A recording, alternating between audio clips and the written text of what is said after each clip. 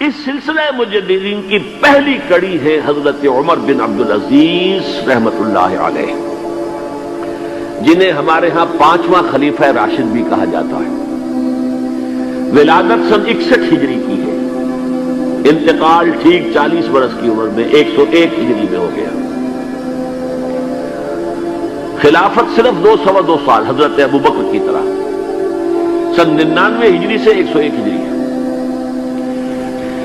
یہ مروان بن حکم کے پوتے تھے، لیکن ان کی والدہ حضرت عمر کی پوتی تھی۔ یہ جو امتزاج ہوا ہے، یہ جو حضرت عمر فاروق رضی اللہ تعالیٰ عنہ کا خون ان کی رگوں میں پہنچا ہے، اب وہ بڑا مشہور واقعہ ہے، دلچسپ واقعہ ہے کہ حضرت عمر ایک روز اپنی رات کی گشت پر تھے، جو آپ خبر گیری کے لیے رات کو سفر کرتے تھے شہر کے اندر، تو آپ نے دیکھا small hours of the morning, صبح کا فجر سے کچھ وقت پہلے کا وقت ہوگا، ایک گھر میں سے آواز آ رہی ہے ماں بیٹی کی گفتگو کی۔ ماں نے کہا بیٹی بکریوں کا دودھ نکال لیا، دو لیا؟ کہ ہاں امی۔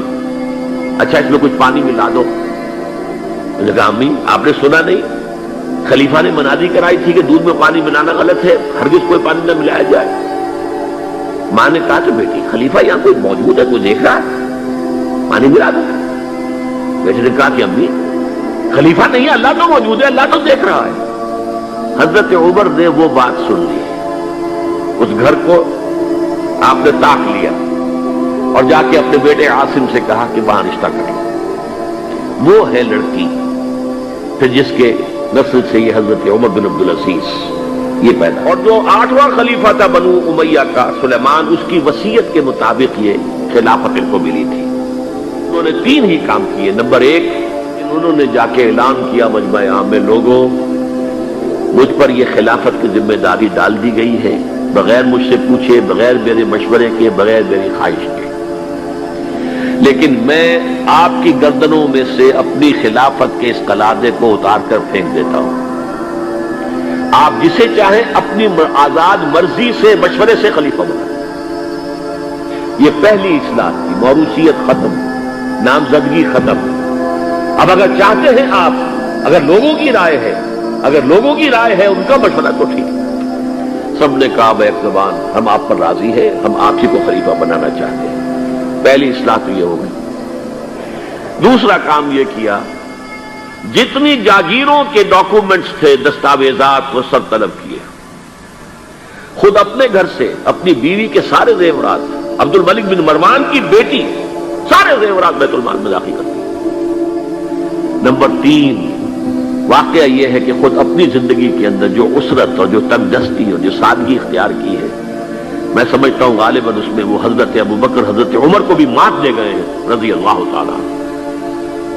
حالانکہ بڑے ہی ایک تو حسین اور جمیل انسان تھے، خوش شکل، خوش لباس، شہزادے تھے، گورنر بھی رہے تھے، پھر ان کے والد جو ہے طویل عرصے تک مصر کے گورنر تھے، وہاں ان کی پرورش ہوئی تھی گورنر کے بیٹے کی حیثیت سے، اعلیٰ لباس پہنتے تھے۔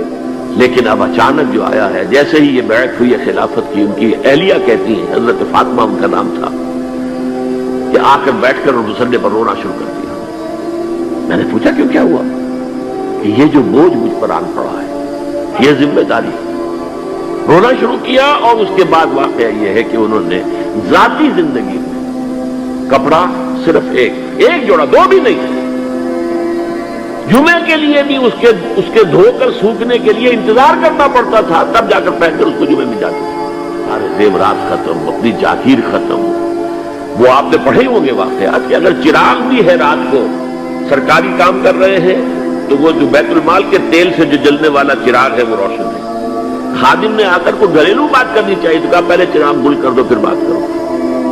ذاتی بات ہو رہی ہو تو سرکاری جو تیل کا چراغ ہے وہ نہیں جلے گا۔